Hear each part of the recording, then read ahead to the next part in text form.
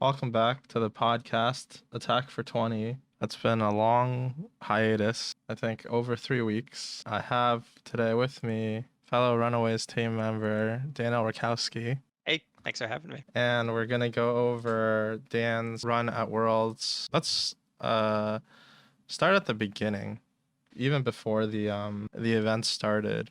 We had put together the team. It was kind of not haphazard. It was very quick. In the works, still in the works, still Yeah. being finalized. Yeah, so we had got together a group of people that we had all played Flesh and Blood with in the past. We knew that they were like pretty good players to like test. Weren't really sure, didn't have like a set testing plan at the beginning of the process. How was Yeah, the we kind of figured it out as we went. Yeah, how was the testing process for you? That's a good question. So I think that one of the biggest things is we had a consistent schedule at least, which is good to make sure we like gathered all the minds at the same time. We took a bit more of a data-driven approach, kind of tracking games and that sort of thing. Mm-hmm. Um, yeah, no, I thought it was all good. We added some testing partners for the event, which were very helpful. A lot of them were outside of or at least some of them were outside of our usual like testing group. Mm-hmm. So there's some like outside perspectives that really helped with some like tech card decisions and that kind of thing. Yeah, I don't know. I thought our testing was very effective considering it was our first like attempt at structuring it. Yeah, What did you think? I thought that for the most part that it was overall pretty good. Everyone who participated provided some level of feedback that was important, I think, to the final product.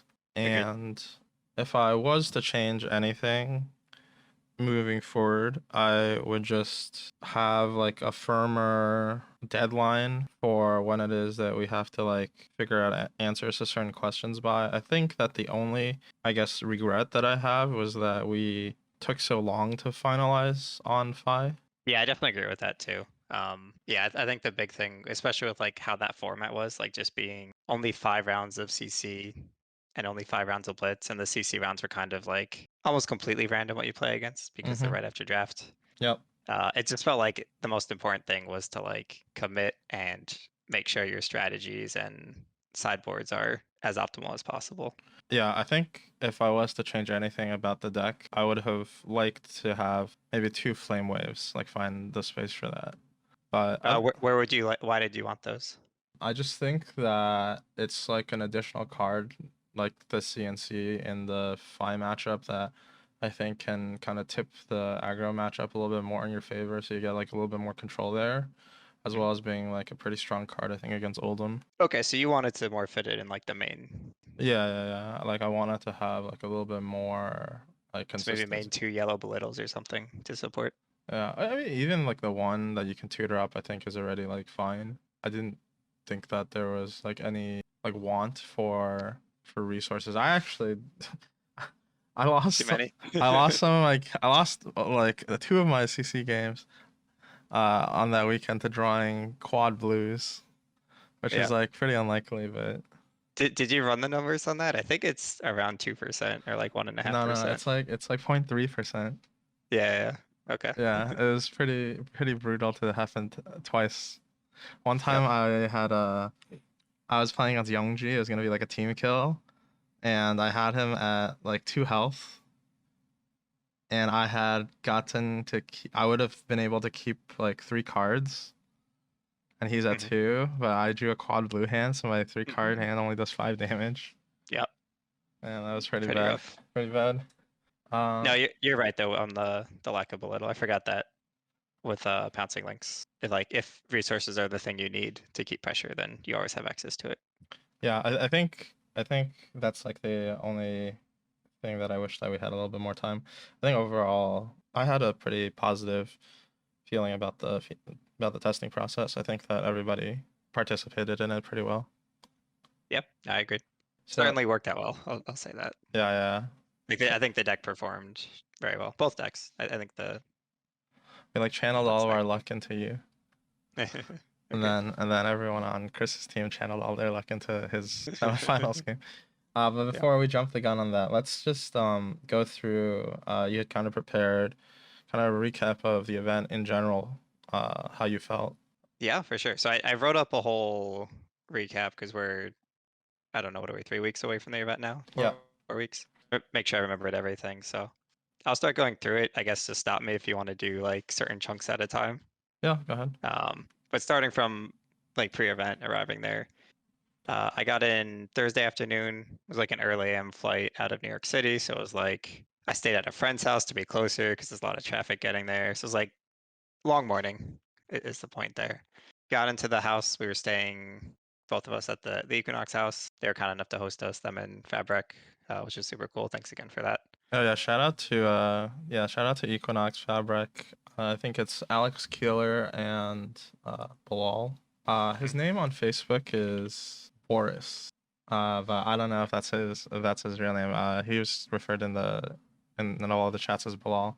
They're two guys who have kind of made it their mission to try to be able to bring Flesh and Blood players or just like card players, in addition to the other work that they do in other games, to be able to like attend these events. Yeah, super cool stuff they're doing.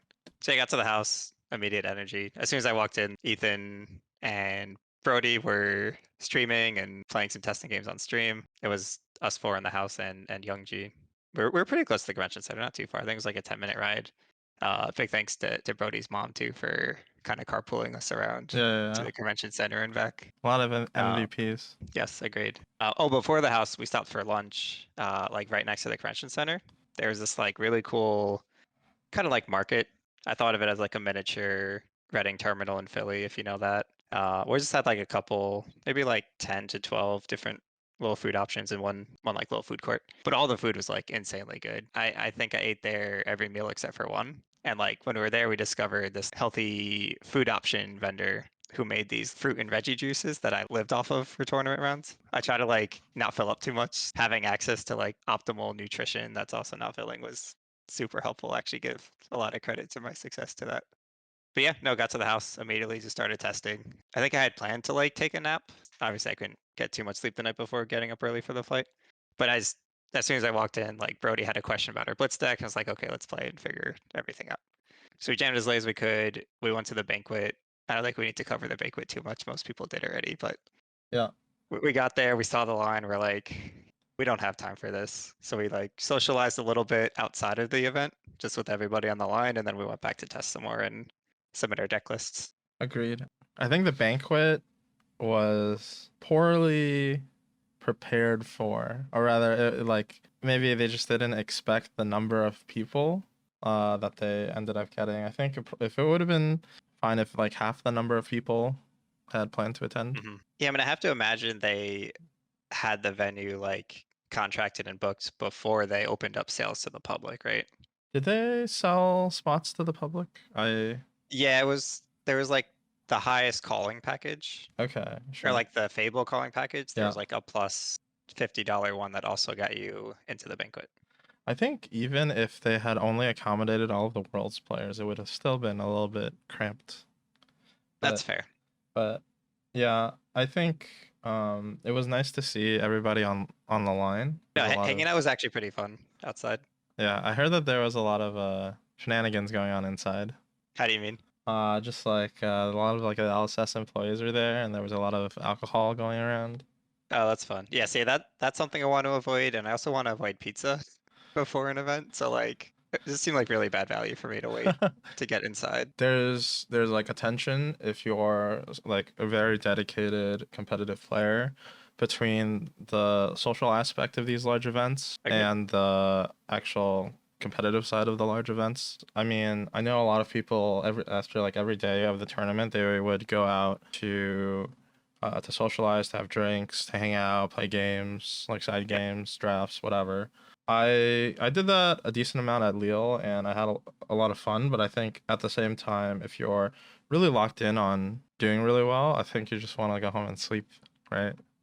Yep. Totally agree. I think the best part of going X3 on a day one is that you can kind of hedge and have fun that night. Mm-hmm. But yeah, if I'm like anywhere near the top, if I have a run at top 8, all I want to do is eat something fast, make sure I'm prepped for tomorrow, go to bed. So after the first day, or like the day before, it's Friday. how did you feel about the flag procession and like the whole like event like Oh surrounding the yeah. Yeah, beginning? I forgot about the kickoff. Yeah, so sat down. So I was towards the back, which meant like I was close to where they stood with the flags after, and it was actually the seat in front of me was empty, so like James White's family ended up sitting there, which is kind of cool. I didn't talk to them or anything. But yeah, at first I was like, I'm not sure how the execution of this will be. Like, it might come off as like kind of lame if it's not done well. Yeah. But as soon as it kicked off and like the first country got excited to see their flag bearer walking, I was like, okay, this is really cool.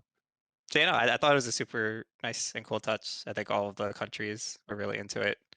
Yeah, I think it's a timely thing to talk about right now because there's also the World Cup going on. I think it's like a weird thing where hate or love like all of the controversy surrounding the World Cup, but I think there's something special about getting together and kind of like rooting for the country that you associate with, and like really brings a lot of people together that otherwise normally wouldn't have like been doing that. Yeah, no, totally agree. It's fun to feel pride for something and have something to cheer for. I think after that, if I remember correctly, the time between like the players meeting and starting draft was actually quite good. Mm-hmm. Like remember at US Nationals, it was like absurdly long. Oh yeah, yeah, yeah. It was like over an hour. So I remember that being done really well. Yeah, I'll go through my first draft then, based on my notes mostly because this was a while ago. Yeah, so I remember my first pack.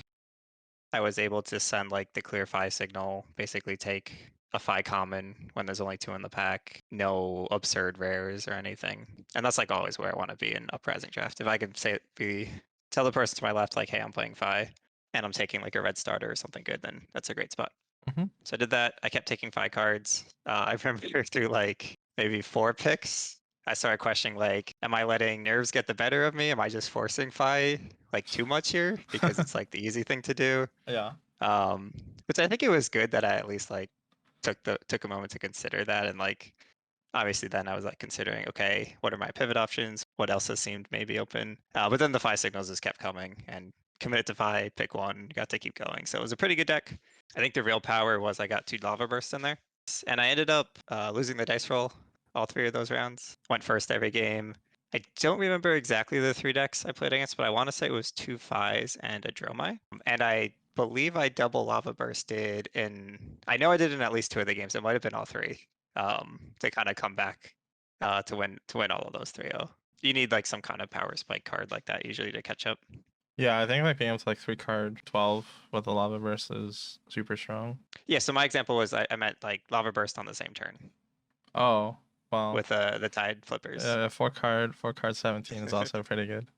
So yeah, it was kind of uninteresting other than going first all 3 games, but it was a standard Phi. Like I had more damage, so I won those games. We're probably at the end of doing any kind of like uprising drafts and large scale competitive events. How Hmm. do you feel about the draft format as a whole? I'd say my opinion changed like after every event. I enjoy the gameplay a lot. Obviously, some of the Phi matchups can feel not super interesting because it's if you have the right damage, you just do the damage and win. I certainly agree with everyone that like the drafting process is kind of rough. Like at some point you're just stuck in a deck. I do think there's a lot more you can do during the draft than people either realize or like give credit to avoid those situations. In this format, more than any, like signaling is kind of everything. Like I'll go out of my way to take like a blue starter just to show everyone else at the table that like you can't play Phi or something like that. And then Yeah, doing things like signaling one thing and then jumping ship. I think it's a lot you have to navigate in the draft and like to not put yourself in a spot where you can get stuck. But I do think sometimes it's not totally your fault and you just kind of you're in the wrong seat and it's hard. And the whole like go first versus second thing, if you asked me before Worlds, I would have been like, yeah, that's pretty big issue. But I actually ended up, just spoiler alert, going first in all 6 of my draft games and winning all 6 of them. So I'm not sure how to feel about that stat anymore. Yeah, I think going second is particularly for five very important, and I think a lot Hmm. of the early opinions are forming around people who are definitely playing five because it's like the most comfortable. I think hero to draft, most straightforward. But I actually think that both of the other heroes do have like a lot more play going first than what's it called than Fi does. Yeah, Dromai especially, which we'll talk about in the second draft. Yep. Yeah, I guess we'll move on to CC. So 3-0 after your drafts, that always feels great in Uprising. There's a lot of like variance involved in the games too. So yeah, feeling good. Um, CC's had to have been my most comfortable format, playing five for the past few like major events. So I actually ended up playing 3 Bravo showstoppers in a row, which is just wild. I think there's like 12 in total at the event. Do you think that's lucky or Um, unlucky for you? thought it was very lucky, especially like being back to back to back. It was like I was in the flow of the matchup Mm-hmm. after the first one. But yeah, no, I have that as like not free, but like I'd probably give it like a 70-30 in Fi's favor. Yeah, Um, it's quite interesting because I think I feel the same way, but I know that a lot of outside opinions going into like both the national season and also Worlds was thinking that Bravo, even like though he might have some unfavorable matchups into other heroes, was like favored into Fly. But I, yeah. I think we didn't ever really feel that was the case. No, I think if maybe if you're playing like combo Fi and I don't know, like depending on your game plan and the cards that you present, it Uh-huh. can be a hard matchup. But I think we kind of locked in pretty early, like even before nationals, like this is how you beat Bravo, and then it's kind of just easy. There's still certainly like ways to lose. Like they can, if you like whiff on a turn and they loop disruption, that kind of thing. Like once their pummels, I think start being an issue is when it's like you have to take some risks and then you can get punished. But yeah, no, I think we kind of identified like turning into a grinding matchup. Like we'll just end up having more efficient damage than they will. Other than I guess their weapon is pretty efficient. I'm not sure. I talk about the matchup where we both do a little bit in the deck tech we put together.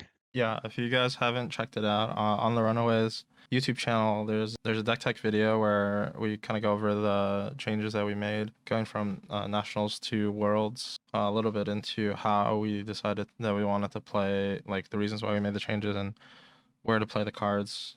I think that once you get past Bravo's armor, like once Bravo uses up all his armor, then it's really difficult for Bravo to play around masculine momentum. I agree. Yeah, no, the armor is really important. You're kind of like doing a dance, you could say, until you get it all, and then it's kind of you're forcing them to give up their cards so they can't pressure anymore. So yeah, after the 3 Bravos, I did win all of those. One of them was on stream, was kind of like it was the way that you lose the matchup, right? I was like drawing, I think I got one 4 blue hand and Hmm. things weren't lining up well. The disruption was actually disruptive, but I managed to kind of steal it at the end. We were in the kind of like I present my 3 card loop.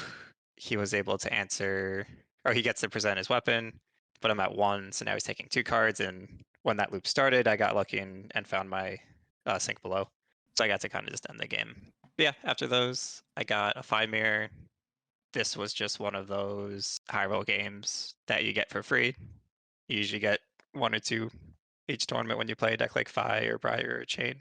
Yeah. I think I might have drawn an Art of War a turn for 3 turns and the game just ended. Yeah. It was a non-game, which is great. You definitely take those in big events. The last round I played against Isaac Crute on Oldhim. Yep. I didn't realize at the time, but I think this round took place around like 6 p.m. And I got in the last night, so jet lag was hitting me pretty hard because it was like 10 p.m. our time, and Hmm. like basically waking up, playing Flesh and Blood, and now it's 10 p.m. already. It was pretty rough. Something I struggled with at Nats pretty bad was the like mental fatigue and physical fatigue just from how long the days were. Honestly, most big events I can account at least one game each day where I made mistakes due to fatigue that could have been prevented. So Yeah. that's a big thing I've been working on. But that did get the better of me this game too. I made one crucial mistake, which put me into pretty much a losing position. Game was over at that point. I was in a tough spot anyway. It was again one of those games where like the disruption was lining up really well, wasn't finding the right pressure. Isaac certainly played very well, so I lost that one. It was like the backup stream game, so luckily they didn't show it because I was a bit embarrassed about my mistake. It wasn't that bad. I just forgot to use my Snapdragons as an attack reaction for go again. Kind of just like without thinking, I was like, yeah, no reactions. immediately I was like, oh wait. So yeah, that was the end of CC. So I ended the day 7-1. I think I was in second place at that point. But yeah, certainly felt like a great place to be.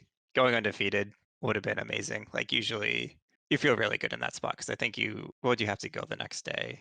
I Five think and three? I think you can go 4-4 the next day if you're undefeated. Yes, agreed. You can go 4-4. Unless you like go 0-4 maybe.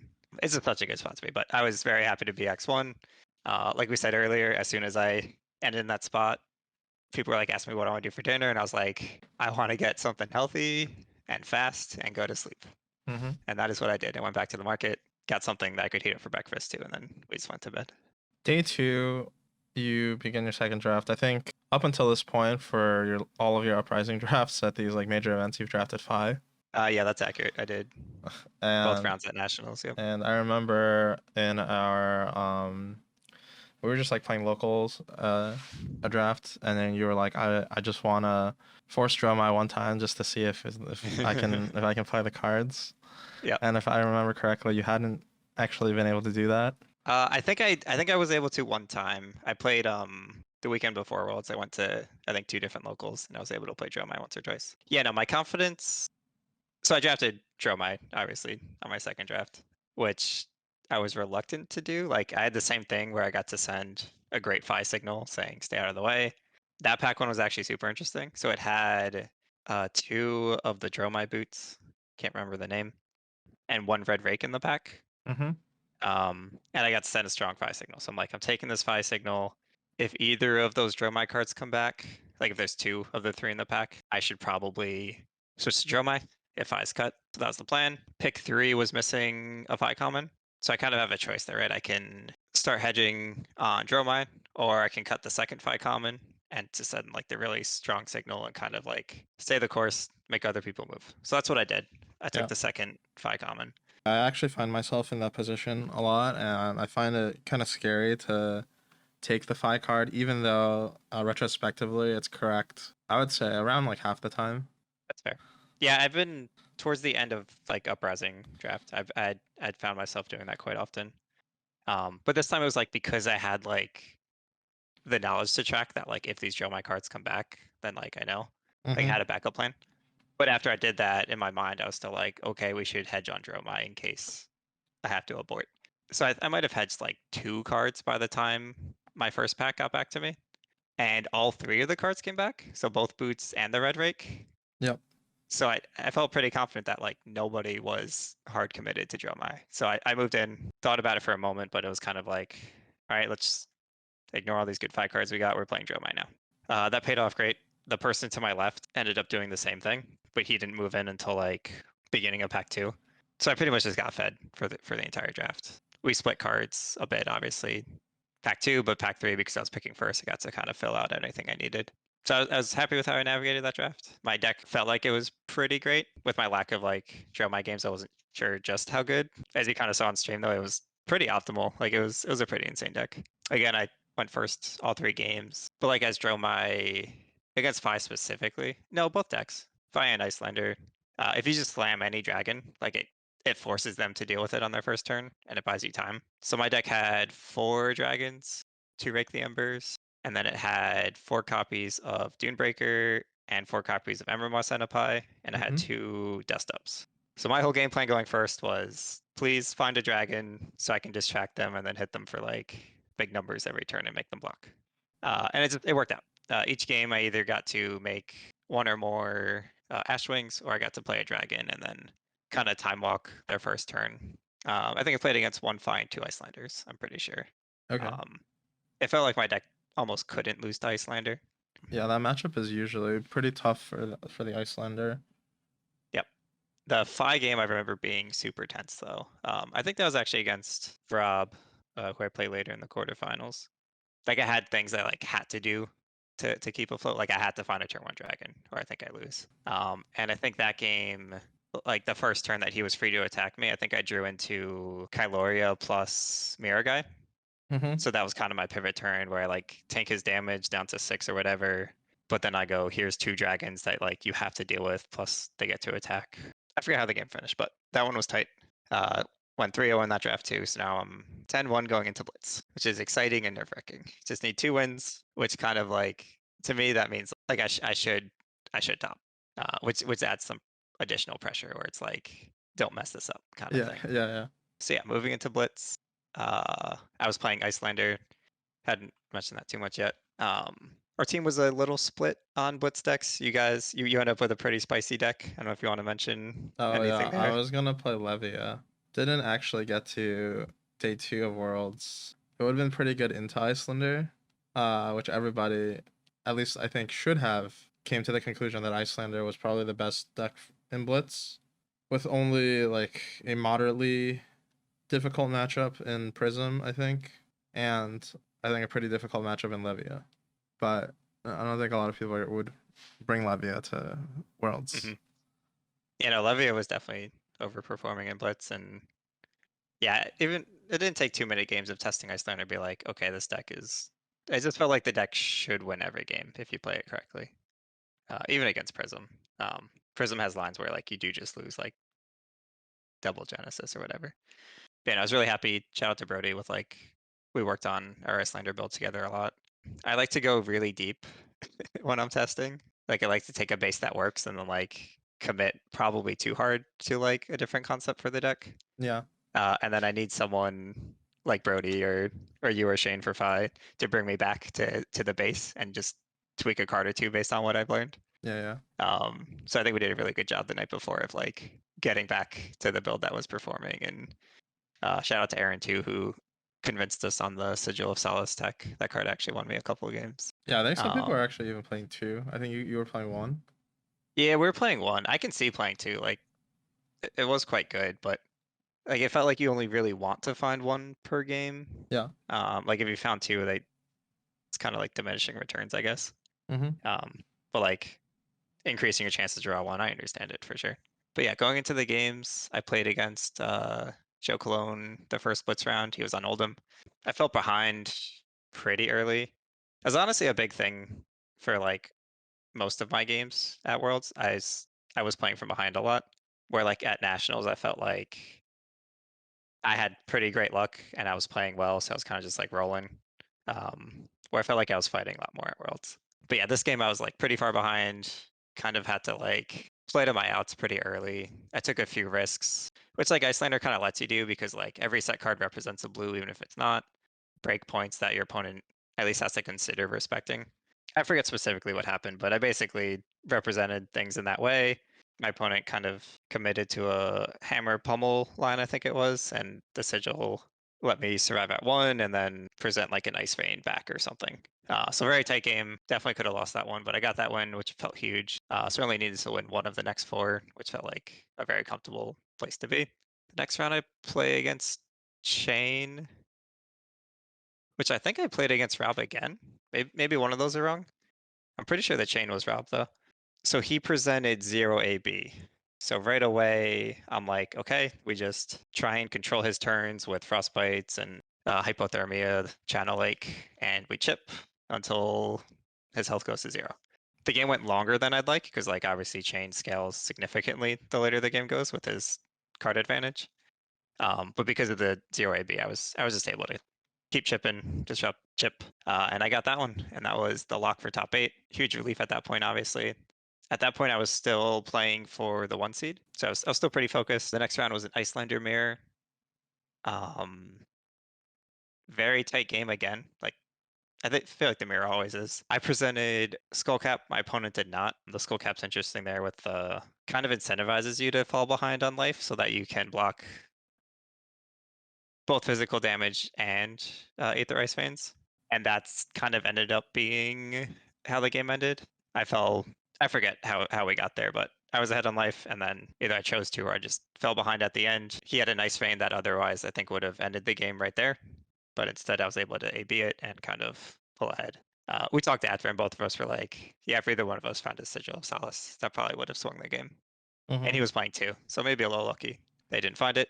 But that game meant I was guaranteed 1 or 2 seed, where only, and I apologize, I forget his name. But I made several Is mistakes. is Viet Fam from Germany? Yes, thank you. Um, I made several mistakes. He was playing Prism. I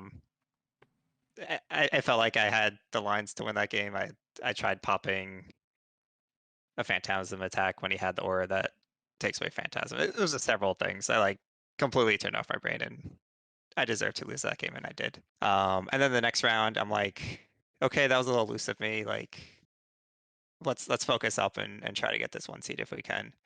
I play against another Prism. He opened with Genesis, and he got at least one aura every turn, I think. So it was kind of a fight from the beginning. I remember at one point, like, I finally got through the last aura, but it cost me giving him 10 spectral shields. Yeah. And then I was pretty happy with how I played this game.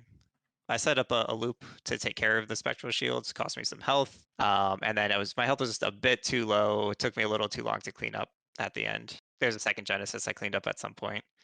I had outs at the end. He had things to punish me playing to my outs. So it probably looked like I lost pretty bad. I was really happy with how I played it though. Like that's a game you expect to lose, I would say, against Prism. And I did. So I ended up with a 13-3 record after Swiss, and I was the 2 seed. Extremely happy with, of course. It was pretty unreal at that point. Let's talk about top 8. So, how did you feel about the bracket, on how the bracket was set up? I was definitely happy with it. It felt very similar to Nationals, Yeah. where like the first round I felt favored. Probably less so after seeing Rob's deck list, but the first matchup was kind of like it could go either way. Like should be tight, and then the second round potentially free, and the third round felt favored. So it was very similar. Like I felt great about the bracket. Happy Olden was on the other side. Was pretty confident one of the Icelanders would be in the final. I was always expecting to be playing against Michael in the final, even like before top cut. I think that like having second seed also like helps you a lot in the matchups that you had to play. Yes, especially the Fi mirror. Yeah, because I had Fi, and then for Droma, it doesn't matter too much. That one would have been pretty free, hopefully. But against Briar especially, I think, yeah, going second's a huge difference maker. So yeah, I felt good. One takeaway I had from Nationals, I guess you sit around for a long period of time between your games because they're all played one at a time. So for this event, I knew I definitely wanted to play practice games during that time. So shout out to you for being my practice partner. Yeah, we had like a funny takeaway when we were preparing for the 5 mirror, where Mm. it's like you just don't block any of the hit triggers. Yeah, no, for sure. Because like our game plan was always like we let one mask of momentum through, right, or something like Yeah, that. But yeah, that one we practiced the most. We played, I don't know, maybe 5 or 6 games, and like the takeaway was, yeah, just like you can't block the hit effects. Just gotta let RNG take the wheel. yeah. Let's talk about how that played out in the quarterfinals match. Yeah, that was a very spicy match. Yeah, so played against Rob, great opponent, cool guy. I think his list was very well set up to punish our strategy. Um, which is interesting because it was quite a different strategy than what we were previously playing. So maybe it was like targeting other fives he had seen because of his draw triggers that we're talking about there. That game was like insanely tight. We both found good turns early. Like I chose to go second. Should probably start there. I feel like my first turn was fine, and I set like a spreading flames or something. And then he had like a very strong second turn, but I had like a full combo line with spreading, flame call awakening, something like that. So based on our practice games we just did, pretty much meant I have to sit there and only use my equipment to block hit triggers if I can help it. So I think we give up 2, maybe 1 draw. I forget. The big moment is that yeah, that's what it is. I give up a mass trigger. He's able to like present something my armor can't cover. There's a take the tempo. He draws take the tempo off of the mask. I let the take the tempo hit, and he gets an engulfing flame red, flame wave red, Yep. which is pretty brutal. So at that point, I'm like, okay, that's bad. That's But like, like I don't one have a more choice. hit trigger than you're normally expected to take. That's correct, yeah. But I have like a 30 damage hand that goes like -7 if I block for 2. It's like I didn't have an option to block even if I wanted to. Yeah. So now it's like, okay, do our 34 damage, whatever it is, and then gotta play to your outs from there, which is usually getting to that like grindy loop at the end. So I do that damage. I don't remember specifics too well right now, but I know the next turn he starts presenting lethal like I have to block. I think he goes to like 3 on my turn or something. Yeah. So I am just trying to find enough damage to only have maybe on a 2 card hand. I can survive the 7 loop from what I remember, but I can't survive Like I probably lose anything more than that. So basically it comes down to, does an engulfing flame wave hit something? If it does, then I probably have to like swing back with less and hope that he whiffs. But on the flame wave, he hits an Artivore, so he basically just loses a draw there. It also meant that he had to threaten his Mask of Momentum trigger with a Phoenix Flame, and I still had one block on my Furnace. So yeah, definitely some good fortune there. Yeah, Ardmore is very awkward to draw at the end of the game when you can't hold your whole grip Yes, because yep. it's neither 3 resources to like net you like playing a 1 cost plus weapon, and it's also not like a block. Yeah, no, he kind of gets double punished there. So he doesn't draw, but the Artivore stays on top, and I know about it. So that means if I can get him on even 3 cards, like Artivore is not very good. I think that's what ends up happening. Yeah, I think his last hand was like it was like a brand with Cinderclaw, Art of War, Double Strike. Yeah, before that, basically I survived the Flame Wave turn. Can't remember exactly what it was. Okay, so I had to decide between I could do 2 card CNC for 6, Mm-hmm. and he's at 3. Or I could do a 0 for 4 and set a 0 for 2, so that on my 3 card loop that I'm trying to get to, I have the finisher to take his last card. He must have been at 1. Do I present CNC to maybe get 3 cards if he has a bunch of 2 blocks? Or do I throw a 0 for 4, guarantee 2 cards, and that's the line I take. I must have been at 2 because I wouldn't go to 1 and give him 3 cards. Yeah, I think you were at 4 and he was at 3, and then you took the 2 to go to 2. Because then I'm expecting him to go starter, weapon, block both of those with a 3, hopefully, which is what happens. And then I take the flame to join at 1. Which, again, I was kind of behind from the extra draw triggers. So I think that was my best way out. Just have to find 2-3 bucks there. If I don't, it's not like just over. It's just a little sketchy. But I found the 2-3 blocks. So I'm able to keep 2 cards. And then I get to go same thing, starter, loop, flame. So now he has 1 card left, and I have the 0 for 2 set to get his last card. And then from there, I looped until I went wide enough to finish it. I think it was the next turn. I stayed like extremely focused and calm during the game, but as soon as it ended, I was like, felt like all the nerves kind of like, it felt like I was going to lose that game multiple times. Yeah. It was just so tight. Yeah. And then going into top 4, we only played maybe 2 or 3 Briar games just because it felt very like Brody was playing Briar. So like I had a ton of reps going into it. It felt very straightforward, the matchup. It's pretty much just hope not to see CMH, Force of Nature. Yeah, And that's just definitely out damage that's with the kicker. yeah, and then just out damage with our pouncing links. So he sat down to play. Chris was a super nice guy. I'd played against him once before at Pro Tour New Jersey, but in the Ultimate Pit Fight side of it. Mm-hmm. And we had a really good time. So I was like, I don't know, he's a nice guy. Is my takeaway. So he sat down to play. I choose to go second. I think it gives like pretty significant edge in that matchup for either deck. Yeah. He opened CMH on turn 0. So immediately I'm like, okay, I probably lose. Like I think it immediately swings from like maybe it was like 65-35 before Mm-hmm. because I was going second. I think it immediately switches 65-35 his favor. So immediately I'm like, okay, this is bad, but how do I win? I think the answer is force a bunch of damage while he's not blocking and present lethal on my third. So that was the line I was initially playing for. So I have a fine crackback, do some damage, set a combo piece. He on his first real turn, fuses Force of Nature, and on that turn, I drew into the only Phoenix Flame in my deck, so the only 0 block card. Art of War 2, but like I could at least play the Art of War. So immediately I'm like, okay, wow, I actually lose this game, but how do I win? And it's kind of the same takeaway. Like I have to, I don't know. It was just the first line was like, so he opens with whatever, I think a Rabble, and shows me a Flex on top. So Yeah. it's just like, it was already over at that point because I only had enough armor and cards to block 1 attack because of the Phoenix Flame. Mm-hmm. Yeah, so like I was just, so a second attack is a coax, and then I'm like, okay, I really lose this game. Yeah. But always trying to find the outs. And that was a coax for 10 because they played like a nimble 2 and then got the embodiment. So it was just like, can't block this even if I wanted. So that one I just had to let hit. He gives us quicken tokens, he draws. It's all bad. It was just all bad. Like I probably talked more about this game than I needed to. If Friar draws CMH 0 into Force of Nature and you can't block their draw triggers, you lose the game. That's fine. Yeah, yeah. And I lost the game. It's that simple. Like it was a high roll game. That's why you play Briar. That's part of the benefit of playing FI. Like I had a high roll game we talked about earlier. It did feel like really bad to lose that way, just at that level. Like if it happens in Swiss, that's like, yeah, that happens. Mm-hmm. Um, definitely felt a little frustrated after. It was just like, it got so close. I just wanted to like really play the game and shoot my shot, but not taking anything away from Chris. He played it great. He got his combo that he hopes to get. He was very nice opponent to play with. So sometimes the just doesn't work out. Yep.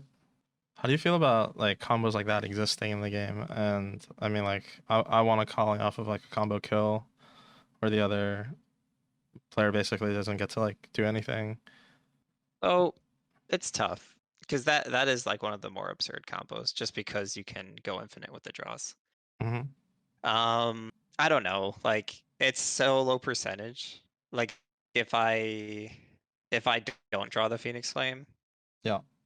I can at least block two draw triggers where I could only block one, how it worked out. Yep. Um, and like I probably survive at like 16 health or something, and like we can play the game. I don't know. Like I don't think the combos that exist currently are enough of an issue or like consistent enough. Like that was probably like sub 1% chance that that series of things lines up. Yeah. And I think like Prior does need that power spike available. Yeah, I don't know. I just feel like that was the best opinion. What are your thoughts on the topic? Um, I think that having combo kills in the game is not necessarily like a bad thing, but I think the biggest, I guess, like point of frustration is when they basically happen in this game off of no setup. So like with Viserai before, you're like the only setup you really need is like one read with the runes and Mhm. blitz, and you can kill them with like three or four rune chance at the beginning of the turn. And with Briar, like the setup is you just have to have like Channel Man Horik and Force of Nature. So you Channel Man Horik the turn before. So it's like off of like virtually no setup. I think that's like the only downside. Normally in other games when you have combo kills, there's either like a hefty amount of interaction to stop it, if it Yep. is a combo that happens at the very beginning of the game, or usually the combos take like a couple turns to build up into, so you have like a little bit of time. Mhm. Um, I think that leads to the most, I think, frustrating play patterns in this game where, yeah, I get the argument it's low percentage, but I would prefer if they made it so that these combos can exist, but just like take like maybe 2 or 3 turn cycles to set up. Yeah, I think that's fair. Because like we were testing Prior a bunch too, and like any game where you open channel mount turn 0 into like anything good, you're like, okay, I win. This is Yeah, great. yeah, yeah. Yeah, I think that's the main my main thing. I think that having cool combos and powerful interactions is definitely a positive, like a net positive in card games because a lot of people are really drawn to that kind of play style. You just have to make it so that it's like usually the formats like when Viserai was top deck in Blitz, where the combo deck is the best deck, are usually the ones where it usually turns a lot of people off from playing the game. Yeah, no, I can see that being an issue for sure. Yeah, but I don't think Briar is necessarily is like the best deck, or Yeah. even like most of Briar's strength is not really from trying to like combo kill their opponents every game. No. It's much more about heroic than drawing 5 cards with heroic. Yeah, yeah, yeah. All right. Um, So your tournament essentially ends there. oh, How did you feel kind of after everything's all said and done? Like, did you kind of have enough time to process it when you got to like the award ceremony when James was like giving out the trophies and stuff? yeah, it was like very fast processing of emotions. Yeah. There was enough time. Like there's a whole finals game before that, but it was like I went through the stages of grief multiple times. Like immediately it was like, I mean, the first thing I did, it was like I tried to figure out like, could I have won that game? Yeah. I think the answer is no. All right. Um, and then the second thing was sadness. Just felt sad. Like felt like I had like a very real chance of winning the world championship, which is crazy. Like now that I'm back home at my desk. Yeah. to think I was that close. So I was sad at first, a little frustration for sure, which I guess is the anger. I wasn't angry, but it was like, man, that's a that's a rough way to go. Yeah, yeah, Never angry at my opponent. Just that, you know, losing Don't hate the that player, hate quickly the and game. exactly, yeah. Yeah, I'll just skip to the award ceremony. I kind of like I was emotional for sure. Yeah. Wasn't like crying or anything, but it was just weird. Like I was so focused for so long and working towards this goal, and then it was just like abruptly over. So yeah, when the award ceremony was starting up, I mean, first it was so cool to be a part of that. Like it felt very like rewarding to a lot of pride to like get to that spot. Mm-hmm. I was very happy that they did trophies for the top 8 because I feel like the Worlds is kind of like the culmination of your work from the entire year. Everyone's been grinding all these events to get their invite to Worlds to optimize their decks for Worlds and that kind of thing. So it was super cool to get a trophy. I was really excited to finally meet James. Like I've tried to go online and meet him Oh, you were at all trying to these pro get tour events. yeah, you were trying to get I think something signed the last at Lille, right? So I've gotten stuff signed by James because friends have gotten it for me. Yeah, but you're I just really wanted to like say hi to the guy and be like, hey, you made a great game. Thanks for yeah, doing that. So I was excited to meet James finally. But I was surprised when we were like lining up to go on stage, like all I felt was annoyed. yeah. Like I was like looking at the bigger trophies and I was Yeah, just like very hungry to like keep playing and like showing like trying to win. It feels silly now, but like I legitimately just felt annoyed to like be up there but not in a higher spot. yeah, But then as soon as my name was called, it kind of like the annoyance faded and it was nothing but excitement and like pride and happiness. Still very happy for Chris. It was cool. Like after the event, I heard like his like local community started posting that like he basically like runs their locals and gets new players in and is like a great figure for the community. So I'm super happy to for him after hearing that. I yeah, was already happy for him. Like he's a nice guy, but yeah. I was also very happy for Michael. I was very disappointed not to get the Nationals rematch, but Michael's also a great guy and pleasure to play against. And everyone's been saying it, like he's just a great champion for the game. I do hope to get a rematch for the title next year, though. We'll see. But yeah, no, I thought that was very cool to be a part of that ceremony and up on the stage. Yeah, And then maybe after that, we kind of go ahead. maybe if we keep the preparation up, game up, next pro tour. Yeah, no, I mean, I felt extremely prepared. Like, I really do think we did a good job. But yeah, no, after that, we had a little dinner celebration with the team, with friends, and we got milkshakes. And then I was off to the airport to sleep on the plane and get back to work. Overall, as kind of like a end of year recap for Flesh and Blood, like how did you feel about all of the events that you played this year, and kind of just like how the game has progressed from when you first started playing? Hmm, good questions. What was the first big event of the year? The first big event of the year, I mean, it was the Pro Tour New Jersey was like at the middle of the year, and Okay. then Oh, I before, think Philly was in February, right? yeah, before that, it Okay, was like I'll start Battle there. Hardened. Yeah, so Battle Hardened Philly. I was still playing Chain, and that was when Starvo first Yeah, popped up. yeah, yeah, And I remember playing through Swiss, and like everyone was winning with Starvo. I was like, was this better than we thought? yeah, Like we were aware that it was good, but it was just like. And then I got to top 8 of that event. I think my best finish previously, I got 10th place at Nationals yeah. Hmm. last year. But I lost 2 rounds too early or something for my last loss. So like I knew I didn't have a chance at topping.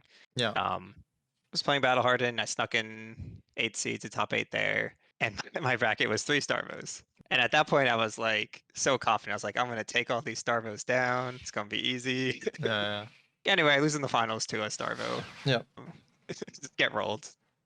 That was my first kind of like taste at almost winning an event. Bigger than like Rotonats, ProQuest, I've won those. So I think that kind of started my hunger of like, man, I wanna win. What else? Pro Tour Jersey was kind of more of the same.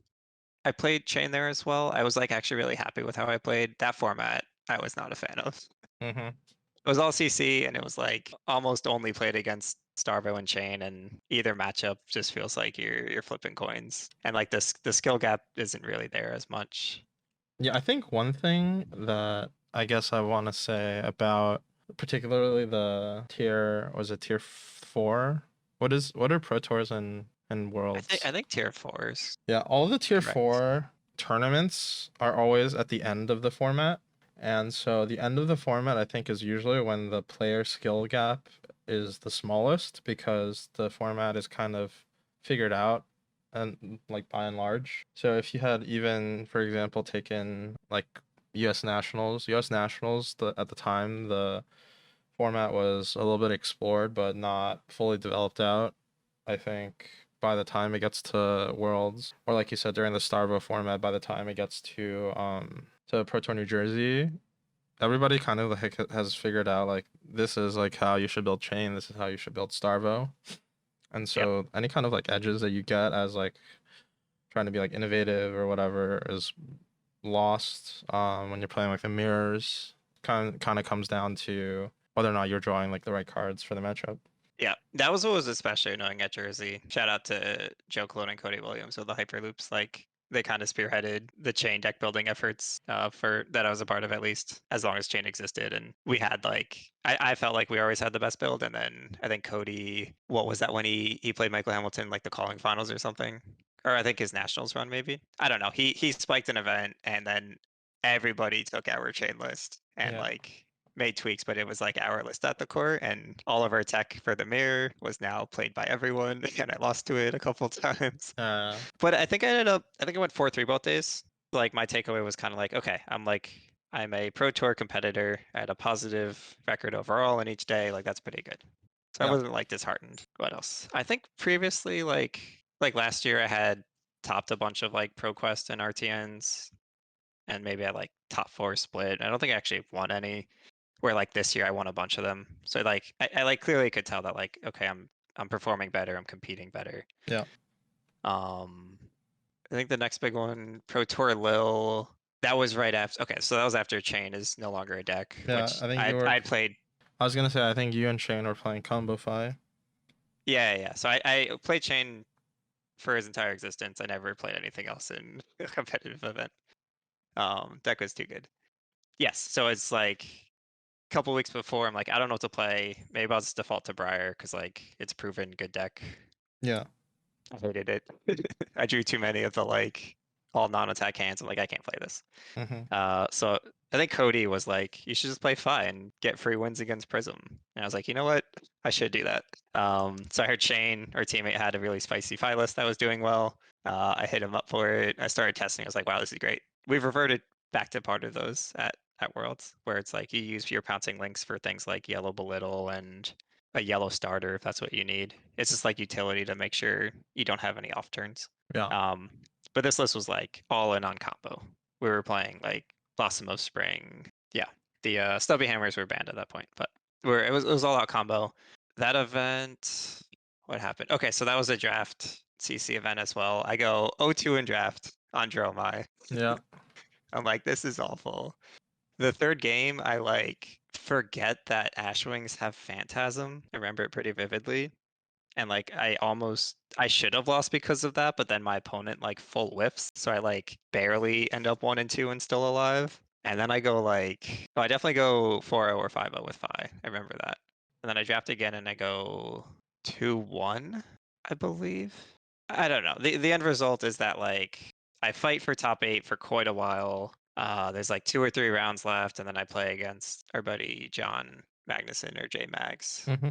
on Oldham on stream, and like I feel good about the matchup, and I just get completely rolled. Everything on my end goes as bad as it possibly could, and he just has consistent loops of damage and disruption, and that knocks me out of top 8. I finished top 32 there, which I felt very good about. Like it covered most of the trip to Europe, which was super cool. Yeah. Yeah, I mean, then I was like, okay, like we're ramping up, still playing well. Top 32, I feel like is everyone's like realistic goal at these majors. Yeah. I think if you can So, consistently top 32, you're like quite a good player. oh, for sure. And I think we might have known at that point that Elo mattered for Worlds. I don't know. Either way, I was like excited because I went like X1 in CC or something. Yep. So I was like, Elo's gonna be good. Then we get to Nats. That's when you kind of start helping us on the Fi deck. We've covered this a bunch, but I think we really like perfected that deck for that event. Mm-hmm. And I won't go through all of Nats. We've done that already. But I spike that event more or less. I lose to Michael in the finals, and I'm like, okay, this is real. We can was a lot of validation, right? We obviously make like a lot of sacrifices, missing like events with friends or just hanging out and stuff to practice and go to these events all the time. Yeah. It was very validating that like everyone was supporting me from home and almost won the thing. So it felt very good. And I was like, okay, there's always like thoughts of like maybe this was like I got lucky this one event, might take a while to get back, and then to get back right back to like I also like I like speed ran the events. It felt like in Swiss, it was like nationals I went 11-0. Like Hmm. I just kept winning until I was the 1 seed, Yeah, and then I yeah, rested. yeah.